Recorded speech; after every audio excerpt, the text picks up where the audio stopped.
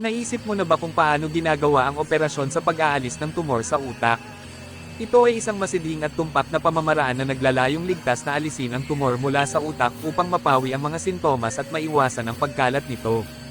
Una, maingat na sinusuri ng mga siruhano ang lokasyon ng tumor gamit ang MRI at CT scan. Tumutulong ito sa pagmamapa ng eksaktong lokasyon nito at pagtukoy ng pinakamagandang ruta. Ang ulo ng pasyente ay inaayos at isang hiwa ay ginagawa sa anit. Pagkatapos, inaalis ng siruhano ang isang maliit na bahagi ng bungo upang maabot ang utak. Ito ay tinatawag na craniectomy. Gamit ang mga advanced na kagamitan, sinisimulan nilang alisin ang tisyo ng tumor nang hindi nakakasira sa mga nakapaligid na lugar. Ang katumpakan ay mahalaga dito dahil kailangan nilang iwasan ang pagkasira sa anumang mahahalagang istrukture ng utak na pumokontrol sa paggalaw, pananalita, at memorya.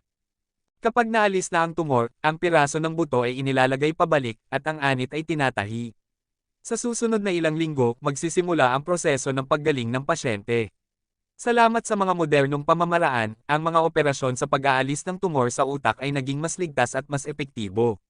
Ang masalimuot na pamamaraang ito ay tunay na nagpapakita ng kapangyarihan ng agham panggagamot.